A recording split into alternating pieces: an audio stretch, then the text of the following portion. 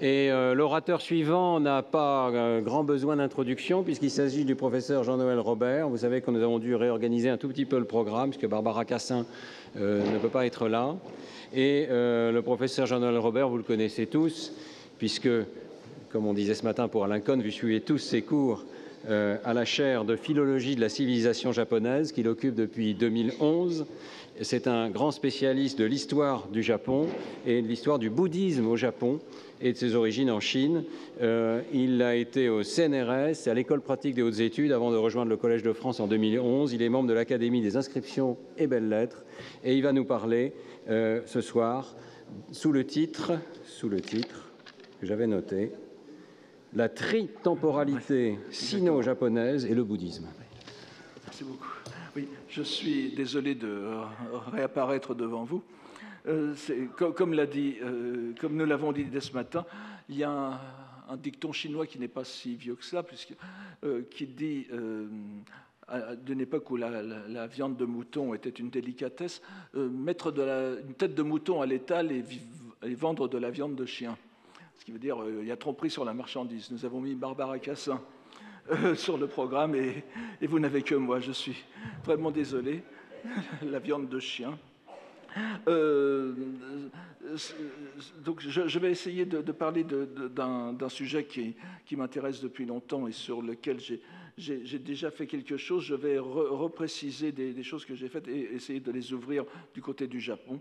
Donc la tritemporalité, comme le nom l'indique, ce sont les 3 temps.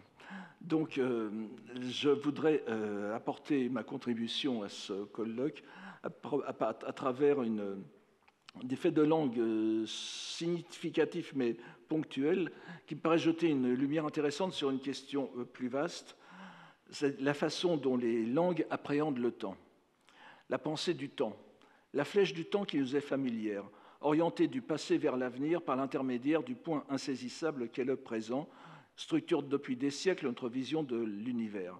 Et en disant « notre vision », j'entends bien l'ensemble de l'humanité, celle en tout cas qui s'exprime dans les grandes langues de culture du monde. Ce n'est pas la peine d'énumérer ces langues, disons simplement qu'il s'agit de la presque totalité des cultures écrites qui reconnaissent la triple temporalité de l'être, passé, présent, futur. Je dis bien de l'être, car c'est le verbe « être » qui a sans doute fourni le paradigme le plus immédiatement intelligible de la tritemporalité. Les épitaphes latines du Moyen-Âge ont conjugué toutes les combinaisons possibles de la sentence « quod est fui, quod sum eris ». J'ai été ce que tu es, tu seras ce que je suis. Elle dérive elle-même à l'évidence des variantes antiques de l'épitaphe, que je cite en latin et pas en grec. Il y a trop d'hellénistes distingués ici pour que je le fasse. « Non fui, fui, non sum, non curo ». Je n'étais pas, je fus, je ne suis plus, je m'en fiche. Venant d'une sentence grecque que je laisse à plus savant le soin d'expliquer, et inutile de souligner que le to be or not to be shakespearien dans la droite ligne de ces expressions. Mais vous voyez vous-même qu'entre la sentence antique et la sentence médiévale, il y a une différence de sens dans « je suis ». Le non fui, fui, non sum, c'est le verbe d'existence. Quod est fui, je fus ce que tu es, c'est le verbe être d'état. Et je pense que la transition par le christianisme a dû intervenir là-dedans, mais je n'interviendrai pas ici là-dessus. Le grammairien ou l'encyclopédiste Varron, donc 116-27 avant Jésus-Christ, qui était l'un des premiers grammairiens latins, remarquait dès le 1er siècle donc, que le verbe comprenait 3 temps, le passé, le présent, le futur. Dans la De Lingua Latina, il nomme ces 3 temps praeteritum, praesens, futurum. Évidemment, c'est relié à la grammaire de Denis de Trache, je ne reviens pas là-dessus, avec une nomenclature à peu près très proche. Et on retrouve aussi à la fin de l'Antiquité, peut-être le dernier écrivain latin avant le Moyen-Âge, c'est-à-dire Isidore de Séville au début du 7e siècle, grammaticorum verba in tria cadut tempora, n'est-ce pas, les mots des grammairiens, c'est-à-dire il les distingue des rhéteurs, et tombe en 3 temps. Instance, il parle de instance au lieu de presence, vous voyez que la nomenclature n'est pas encore déterminée. Facit, fecit, faciet, n'est-ce pas, il donne les 3 temps du verbe être. Et de même, Sénèque, allant entre les deux, au 1er siècle après Jésus-Christ, nous avons dans sa De Brevitate Vitae, la vie est divisée en 3 temps, quod fuit, quod est, quod futurum est. Il ne dit pas quod erit, il dit ce qui est à venir, ce qui sera. La question se pose de savoir pourquoi Sénèque, au lieu de citer la forme erit, a préféré une sorte de temps composé avec un participe futur. Est-ce pour renforcer le nom même de ce temps, futurum? Mais la nuance est intéressante en ce qu'elle montre que la notion de futur est dès lors séparée de son expression grammaticale directe. C'est-à-dire, et c'est important pour le propos qui va suivre plus tard, qu'une fois que l'on a dégagé la notion de futur comme distincte du passé et du présent, le présent lui-même étant désormais circonscrit à une dimension intermédiaire entre les deux autres temps, il n'est pas nécessaire qu'il y en ait une réalisation grammaticale directe. Je parle en philologue et pas en linguiste, bien sûr. Il suffit d'en avoir une claire conscience pour la transposer dans une autre langue, sans qu'elle ait forcément les outils grammaticaux correspondants. Ainsi, la littérature apocalyptique, qui a fleuri dans le monde juif aux alentours du début de l'ère chrétienne, est marquée comme il se doit par une description de l'avenir. C'est même le temps essentiel, le futur et l'avenir, celui sur lequel porte la révélation, l'Apocalypse. Et le début de l'Apocalypse, c'est l'Apocalypse quam dedit illi Deus, n'est-ce pas? Que donner à Jésus-Christ le Dieu pour la montrer à ses serviteurs. Nous sommes bien dans l'avenir. Il est d'autant plus étonnant de voir la salutation de Jean, donc l'écrivain de l'Apocalypse, Pax Abeo, la paix de celui, qui est et qui erat et qui venturus est. Donc qui est, qui était et qui est à venir. Et c'est très intéressant de voir ça à la lumière de ce qui vient d'être dit. Pourquoi pas erit, ou à la rigueur futurus est, comme chez Sénèque. Ce n'est pas la faute du traducteur latin ou de Jérôme qui a donné la version finale, puisque le grec ne dit rien d'autre, n'est-ce pas? Je prononce à la moderne, excusez-moi, mais oon kaioin kaioerhomenos, celui donc l'étant, celui qui était et celui qui vient. Alors là, je vais essayer d'illustrer la maxime d'Audiard dans Les Tontons Flingueurs en parlant de ce que je ne connais pas, et donc je vais oser quelque chose, mais je demande votre indulgence, et puis ça pourra... Donc il s'agit bien évidemment d'un détour par la langue hébraïque, laquelle, comme l'arabe sous sa forme classique, excusez-moi encore, toujours Audiard, n'avait pas du tout les mêmes distinctions grammaticales que le grec ou le latin, puisque la division fondamentale était entre les deux aspects perfectif, imperfectif ou accompli, inaccompli, qui ne recouvraient pas du tout la temporalité verbale. Or, il semble bien que ce soit sous l'influence du zoroastrisme que ce soit élaboré dans la pensée juive tardive ces doctrines apocalyptiques reposant sur une vision tritemporelle de la Perse ancienne.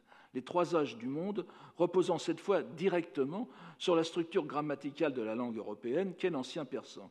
Dès lors que la troisième dimension temporelle, le futur à venir, était définie, elle pouvait être transférée dans une langue ne disposant pas de ce futur dans sa conjugaison. C'est ainsi que l'hébreu a eu recours au verbe « venir », le monde futur étant désormais appelé le monde qui vient, à venir, Haolam Abba. Un bel exemple de ritournelle langagière, donc, où nous voyons une vision religieuse portée par une langue se transférer à une autre langue sous une adaptation enrichissante pour revenir presque méconnaissable dans un environnement linguistique voisin de la langue d'origine, mais en gardant son décalage, son altération désormais irréductible. Par cette brève et approximative présentation, je voulais simplement rappeler que le paradigme verbal tritemporel fui sum ero, qui ne s'appliquait peut-être à l'origine qu'à la vie humaine, comme dans la citation de Sénèque ou les épitaphes, a pu servir de modèle à l'élaboration bien plus vaste, incommensurable, d'une idée des âges du monde en autant de dimensions séparées les unes des autres, le futur verbal devenant l'avenir du cosmos, et qu'une telle tritemporalité, transformée en vision du monde, devenait indépendante de la grammaire. Elle pouvait être reçue dans les langues qui ne faisaient pas de distinction grammaticale tritemporelle. Pour illustrer ce fait, il faut passer de l'autre côté de l'Eurasie et un autre réseau d'interactions langagières parmi les plus passionnantes qui a eu lieu dans l'Ancien Monde. De même que nous avons suggéré l'importance des idées religieuses et de l'obligation qu'ont les groupes religieux de faire passer ces idées dans des systèmes linguistiques manquant des structures grammaticales qui pouvaient faciliter leur transmission, par exemple à la différence de la relation gréco-latine, par exemple, pour les évolutions qui se sont produites dans ce monde antique qui nous est plus proche. De même, les mêmes causes ont produit des effets analogues dans le monde extrême-oriental. Dans ce réseau d'interaction, la propagation du bouddhisme a joué un rôle immense. Et particulièrement fascinante est l'histoire de la transmission vers l'Est, dans la sphère culturelle chinoise, de ces doctrines nées en milieu indien et exprimé dans des langues qui n'avaient que fort peu à voir avec la langue chinoise, quelle que soit l'ère d'extension que l'on accorde à ce terme. Ici, pour simplifier une question que l'on imagine bien sûr complexe, nous en avons vu une illustration ce matin avec l'intervention de notre collègue Huette, nous ne tiendrons compte que de la langue indienne représentée dans la vaste majorité des textes traduits en chinois, c'est-à-dire le sanskrit. Il est bien entendu qu'il s'agit souvent d'un état du sanskrit, et alors encore une fois très différent de celui de ce matin, très différent donc de celui qui est représenté dans les grands textes littéraires indiens. On pourrait le comparer à ce qu'est le latin des chrétiens, pour reprendre le titre d'un livre décisif de Christine Moorman, et pas Marie-Thérèse, comme je disais tout à l'heure à Irène, je suis désolé, en comparaison du latin classique de Cicéron et Virgile. Nous en dirons simplement que l'essentiel des faits grammaticaux sont communs aux deux états de la langue, le sanskrit classique et le sanskrit bouddhique, et notamment celui qui nous intéresse ici, à savoir un temps verbal futur, clairement distingué dans la conjugaison. Le grand philologue indianiste Louis Renou note bien dans sa grammaire sanskrite la vitalité de ce temps, alors qu'au cours de ce qu'il appelle la décadence progressive du verbe classique, une décadence dont on a peu conscience, la plupart des formes verbales conjuguées ont graduellement disparu au profit de l'utilisation des non-verbaux. Il souligne aussi que le verbe sanskrit indique avec une précision relative, ce qui a un sens positif chez lui, le temps absolu, c'est-à-dire nos propres catégories temporelles, et certaines modalités simples, alors, dit Renou, que la notion d'aspect n'est rendue par aucun procédé stable. Nous sommes donc à peu près dans la situation du grec commun, la koiné, et du latin. Il suffit d'ailleurs de lire les grands textes scripturaires, les sutras bouddhiques, qui constituent l'essentiel du message bouddhique.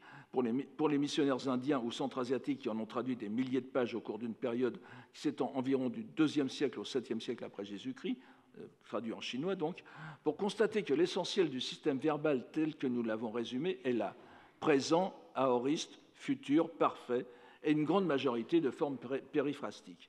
Il y a en plus les modes verbaux tels que le subjonctif conditionnel, qu'il serait très intéressant de traiter en raison de la difficulté qu'eurent les premiers traducteurs à en comprendre les nuances et aux erreurs que cette mécompréhension a occasionnées. Mais cela nous emmènerait trop loin aujourd'hui.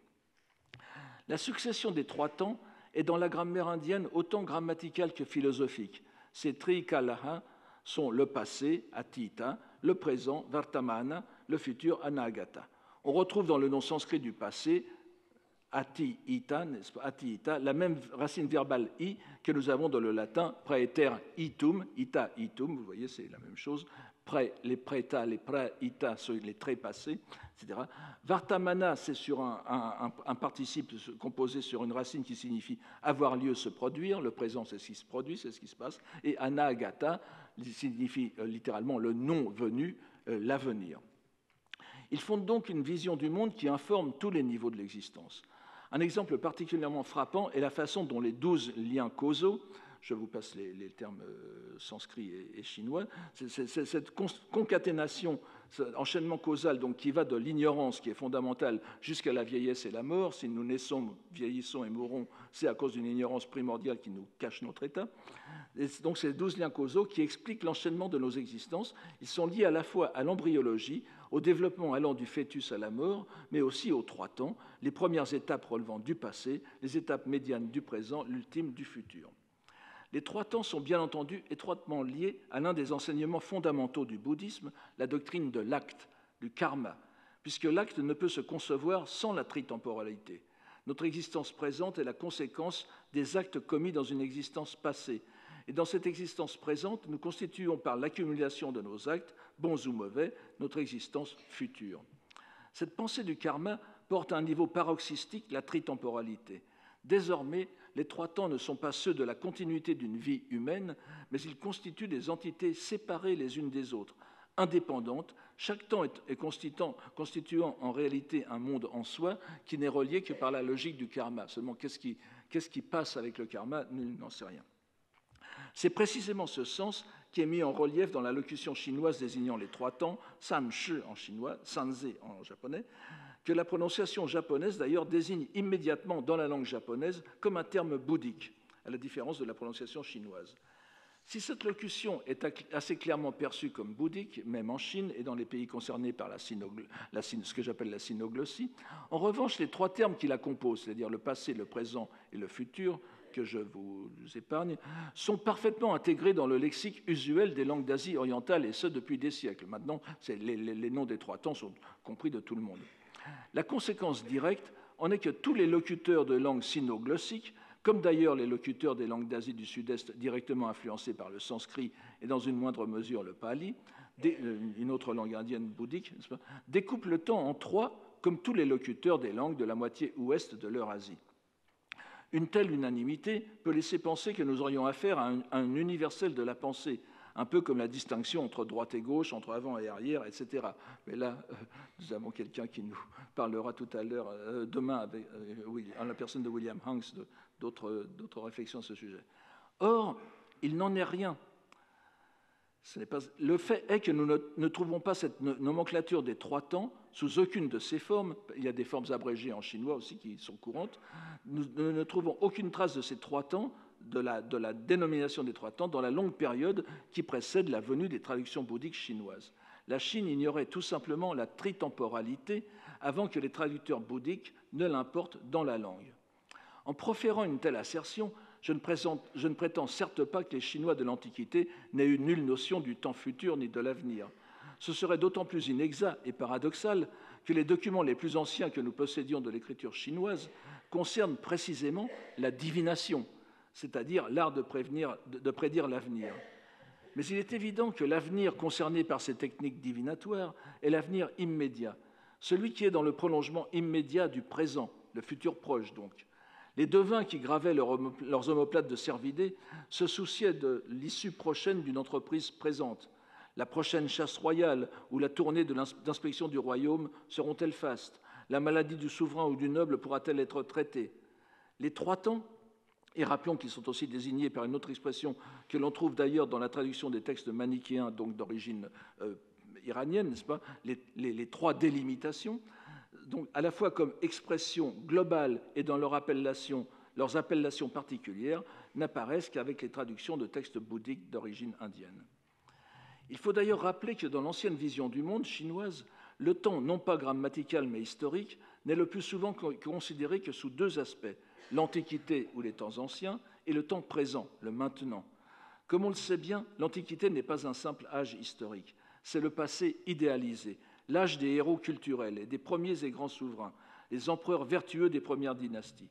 Le temps présent, en revanche, est la période de dégradation des anciennes vertus. Et sous cet aspect, ce à quoi l'on doit s'efforcer, c'est de rediriger le présent vers la perfection du passé. C'est évidemment le sens le plus répandu donné à l'enseignement de Confucius, qui n'aurait eu d'autre inspiration que de restaurer le gouvernement des souverains antiques. Nous sommes à l'évidence dans une toute autre vision que celle qui s'impose largement avec la venue du bouddhisme. Et il est évident aussi que cette doctrine nouvelle venue en Extrême-Orient y ouvre les portes de l'avenir, qui, par-delà la loi du karma, devient aussi l'horizon de plusieurs enseignements dont nous esquisserons ici les aspects les plus importants pour notre propos. Le domaine d'extension du karma est proprement infini, vers le passé comme vers l'avenir. Cet infini est spatio-temporel. L'infini de l'espace est indissociable de l'infini du temps. Les deux s'expriment en des nombres qui étaient inimaginables dans la langue chinoise pré-bouddhique, comme d'ailleurs dans la plupart des langues non indiennes, à commencer par nos langues occidentales. On commence à partir de l'équivalent de 100 000, n'est-ce pas, l'aksha, et ensuite, multiplié par 100, nous obtenons les crores, n'est-ce pas? Ce sont deux mots que, sous le nom en sanskrit, c'est laksha et koti, mais sous le nom moderne lak et crore, vous le trouvez encore dans les journaux indiens anglais actuels, n'est-ce pas? Ensuite, nous avons matya, nayuta, prayuta, kambara, bingbara, akshobhya. Vous multipliez tout ça par 10 à chaque fois, n'est-ce pas? Pour finir par l'indénombrable asankhya. Dans l'espace existent des mondes innombrables, dans toutes les directions. De la même façon, le temps est une succession tout aussi indénombrable d'âges cosmiques ou éons, les kalpas, en réalité la plus petite unité temporelle, qui est estimée de façon diverse, mais comprend à chaque fois plusieurs millions de nos années. Ce passage du chapitre 16 du Sutra du Lotus sur la longévité du Bouddha met clairement en corrélation l'espace et le temps pour exprimer l'immense antiquité de l'éveil du Bouddha. Alors, je vous le dis simplement pour que vous compreniez que ça veut dire beaucoup, n'est-ce pas? Si on réduisait en atomes 5000 millions de myriades de milliards de quantités incalculables de mondes tricosmiques, je passe sur la définition, puis, ayant passé 5000 millions de myriades de milliards de royaumes, c'est-à-dire de mondes de Bouddha, vers l'est de l'univers, si l'on déposait un atome, et si, poursuivant ainsi vers l'est, on allait jusqu'à l'épuisement de ces atomes, si on les réduisait en atomes, la totalité des mondes qui ont reçu un atome entre chaque intervalle, n'est-ce pas, comme de ceux qui n'en ont pas reçu, ça commence à faire beaucoup, et si chacun de ces atomes était un néon, un âge cosmique, eh bien, depuis que j'ai réalisé l'état d'éveillé, il se serait écoulé davantage encore de millions, de myriades, de milliards d'éons incalculables. Voilà donc pour le passé. Et pour l'avenir, la symétrie est parfaite, je ne vous la redis pas. Et le Sutra du Lotus fourmille de ces scènes solennelles que l'on appelle en chinois jibie, ou kibetsu en japonais, qui correspond au sanskrit vyakarana, la notification, ou que je traduis aussi volontiers par l'annonciation, c'est tout à fait cela. Et c'est un mot, ce vyakarana, qui signifie aussi grammaire en sanskrit, d'ailleurs, ce n'est pas inintéressant. C'est l'annonce détaillée par laquelle le Bouddha informe son disciple que dans un avenir immensément lointain, celui-ci deviendra à son tour un éveillé, aura tel nom, exposera telle loi qui durera tant de siècles ou d'âges cosmiques, selon le cas. C'est dans des passages de ce genre que les traducteurs ont dû faire preuve de toute leur habileté philologique, les traducteurs en chinois. Les notifications du Bouddha dans l'original sanskrit sont bien sûr exprimées au temps futur, repris tout au long de ces passages. Mais le chinois, comme chacun sait, n'a pas de conjugaison. S'il existe des adverbes ou auxiliaires, je parle du chinois classique, s'il existe des adverbes ou auxiliaires pouvant indiquer le temps, ils ne sont pas d'emploi régulier. Et surtout, ils ne sont pas spécialisés dans l'expression du temps futur. Un peu comme en anglais ou en grec moderne, ce seront des équivalents de vouloir qui sont utilisés. Plus systématiquement, certes, en chinois moderne, parce que la tritemporalité est désormais solidement implantée. Mais nous voyons justement dans les textes bouddhiques antérieurs déjà, mais qui culminent avec la grande période de traduction marquée par l'activité de l'atelier de Kumarajiva autour de l'an 400, donc, les traducteurs choisirent un auxiliaire chinois, dang, n'est-ce pas, souvent utilisé au sens verbal de se trouver à faire quelque chose, s'occuper de, faire face, qui signifie même mettre dans le mille, etc., qui est souvent utilisé pour signifier l'obligation, pour le spécialiser dans l'expression du futur, comme dans la phrase équivalente à « tu deviendras Bouddha ». En chinois, donc on dira « zhu dang zuo fo », qui est l'équivalent, le dang est l'équivalent du sanskrit « pavishyasi », qui est un futur, clairement marqué en sanskrit. Ce serait une erreur de traduire cette phrase chinoise par « tu dois devenir Bouddha », ce qui correspondrait pourtant à la compréhension immédiate d'un lecteur chinois. Ajoutons qu'un autre mot chinois de sens assez proche, ying, n'est jamais employé pour traduire le futur sanskrit. Il y a donc vraiment une spécialisation. Nous avons affaire à un idiolecte propre au texte bouddhique. C'est l'un des nombreux exemples de la façon dont la langue sanskrite a influencé le chinois. Et il est remarquable que les deux meilleures grammaires générales du chinois classique, l'une du XIXe siècle et l'autre du XXe siècle, en la personne de Edwin Poulet-Blanc, ne disent pas un mot de cet usage grammatical spécialisé de tang, qui est pourtant une claire intrusion du paradigme sanskrit dans la langue chinoise et qui ne peut être compris que comme tel si l'on veut traduire de façon adéquate la littérature secondaire, même écrite par des auteurs chinois, en chinois bien sûr, qui en découle. Mais répétons-le, l'essentiel n'était pas dans cette influence grammaticale. C'était bel et bien le transfert d'une vision tritemporelle du temps, implantée profondément dans la pensée chinoise, désormais, qui constitue le fait marquant de cette transmission religieuse de l'Inde vers la Chine. L'histoire ne s'arrête cependant pas là. Il nous faut voir à présent la suite des aventures du futur au Japon. Tout d'abord, il convient de souligner l'immense différence linguistique entre les deux langues, le chinois et le japonais, quelque peu masquées au regard occidental par leur proximité géographique. Pour reprendre la vieille distinction, furieusement dépassée chez les linguistes, mais encore très utile pour les profanes, la langue japonaise est aussi agglutinante qu'on puisse l'être, au regard du chinois classique, qui demeure un modèle de langue analytique, et le sanskrit apparaissant bien sûr comme le parangon des langues synthétiques. La principale et fondamentale différence est qu'alors que les mots, entre guillemets, du chinois classique sont des entités autonomes dont la fonction grammaticale, nom, adjectif, verbe, adverbe, est largement déterminée par sa place dans la phrase, et lorsque vous mettez 2 ou 3 mots chinois les uns à la suite des autres, ils entrent automatiquement en orbite et se définissent leur fonction grammaticale relativement, n'est-ce pas, à chaque fois. Donc, à la différence de ce chinois, donc, le japonais, à l'instar des langues européennes, et bien que ce soit de moins en moins vrai pour l'anglais, bien sûr, distinguent clairement par leur forme et leurs inflexions entre substantifs, verbes et adjectifs. Ceux-ci étant d'ailleurs plus proches des verbes que des substantifs en japonais, à un degré moindre que le coréen. Enfin, ce n'est pas notre propos. Le verbe se conjugue par l'adjonction de suffixes qui en précisent le ton, ou plutôt l'aspect, selon les interprétations plus récentes des linguistes et philologues. Si nous nous référons à 2 grammaires récentes du japonais classique, écrites de 2 points de vue fort différents, le Classical Japanese de Haruo Shirane de 2005, qui est un historien de la littérature et philologue, donc, d'une part, et d'autre part à A Reference Grammar of Classical Japanese Prose d'Alexander Vovin, l'un des linguistes japonisants les plus subtils et originaux actuellement en activité, nous voyons que ni l'un ni l'autre ne parlent de temps grammaticaux. Vovin va jusqu'à distinguer 12 modes dans le japonais, et je ne vais pas les énumérer,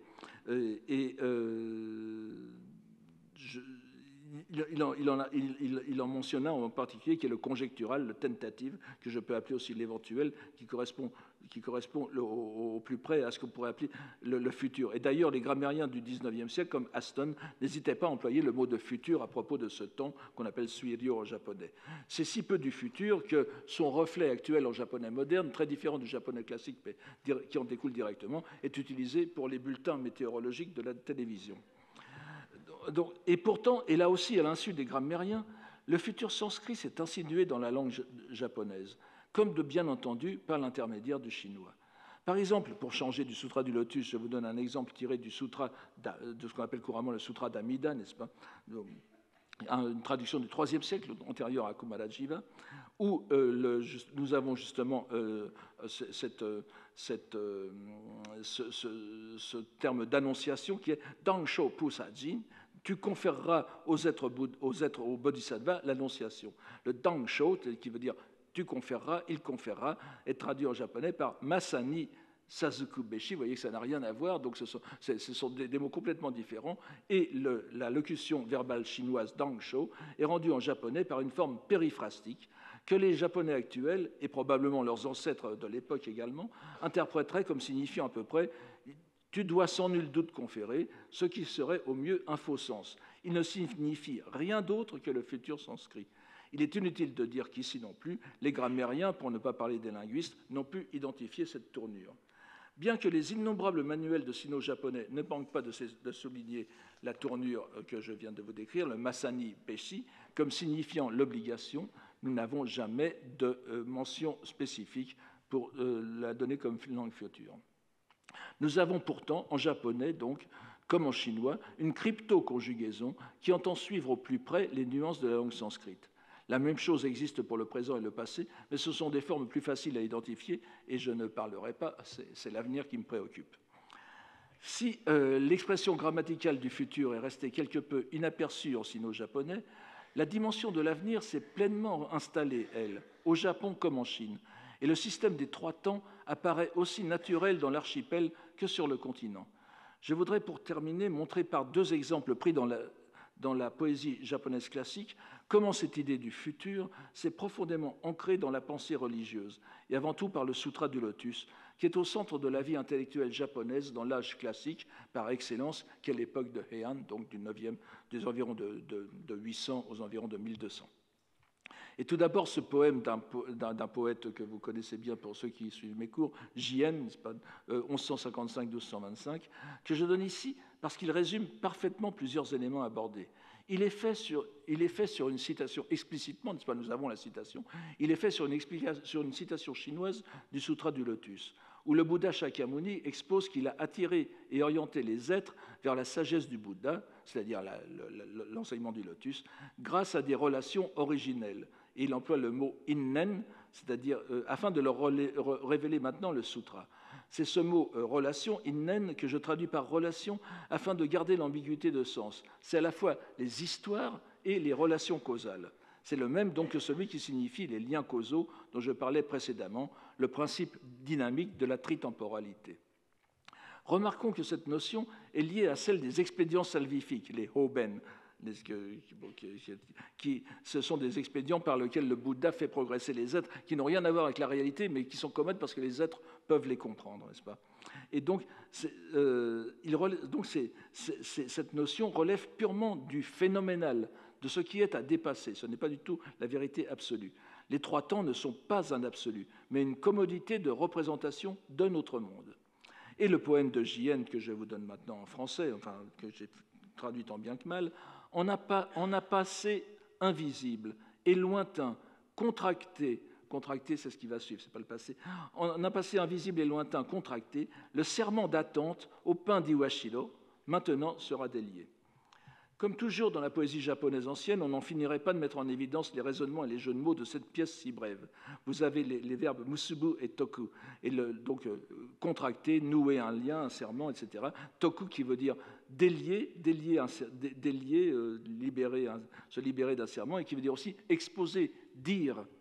Et donc il répond à la fois à musubu, relié, lié, et iwashiro, qui est un nom géographique, mais qui ressemble à une forme verbale qui veut dire « il ne dira pas ». Donc vous voyez, il manie les contraires. Et le double sens de matsu, matsu veut dire les pains, le pain de Iwashiro, donc ça veut dire les pains de l'endroit, du lieu Iwashiro, mais ça veut dire, matsu veut dire aussi attendre, attendre. Donc nous attendons ce qui n'a pas été dit. Donc, on voit que les trois temps, qui sont indiqués par Mio dans la poésie japonaise, sont ici exprimés sous la forme de autrefois, on a passé invisible, mukashi, en maintenant, ima, et matsu, qui est l'attente, le pain est aussi l'attente et le futur. L'attente étant évidemment l'attente eschatologique de la révélation lotusienne qui délivre le monde. L'avenir est le lotus, à la fois pour le monde en général et pour l'individu qui le comprend et le met en pratique. Les deux dimensions de la tritemporalité, cosmique et individuelle, sont toujours présentes dans cette poésie bouddhique. Un second exemple nous intéresse aussi parce qu'il renverse et inverse une locution poétique traditionnelle. Encore une fois, sur une citation du Sutra du Lotus, qui porte sur les expédients salvifiques, le Bouddha assure que quiconque entendra prêcher la loi, même involontairement, finira immanquablement par devenir Bouddha. Et sur ce passage, J.N. nous dit « Tous la dépassant, en vague ils entreront en la voie d'éveillé, montagne au pain, attente du terme de l'écoute de la loi. » Ici encore, il y a beaucoup à expliquer. Disons simplement que ce poème s'inspire d'un autre plus ancien, une pièce amoureuse du premier grand recueil poétique japonais, le Kokinshu de 905, où l'amant transi, cette fois, ça n'a rien à voir, déclare à sa belle, enfin, je ne sais pas exactement quelle est la relation, alors, voici ce qu'il dit, « Que si vous délaissant, mon cœur vers une autre se porte, les vagues alors dépasseront les monts boisés de Sue. » Nous voyons ici que le toponyme poétique, qui est Sue no Matsuyama, et on retrouve Matsu, donc exprime à l'origine une impossibilité. Jamais les vagues ne dépasseront ces collines couronnées de pins, et fidèle à toujours sera l'amant. Mais J.N. annonce que des vagues entières de pratiquants dépasseront d'un saut, Koete, cette montagne, en prenant le toponyme dans son sens ordinaire, la montagne où l'on attend le terme de la loi. La montagne devient celle où est prêché le lotus, c'est-à-dire le mont des aigles, et le terme Sue, qui est dans le toponyme, le terme que l'on attend, Matsu Sue. C'est la relation en notre esprit, c'est la réalisation en notre esprit de l'enseignement du lotus. Dorénavant, non seulement dans la poésie japonaise, mais dans la prose littéraire classique, la locution yukusue, le terme où l'on se dirige, le but où l'on va, est une périphrase désignant l'avenir. Il n'est alors plus besoin d'un futur grammaticalement marqué, puisque l'avenir est désormais intégré dans la représentation mentale japonaise, comme il le fut en Chine. L'avenir ainsi ouvert par le bouddhisme ne se referma pas.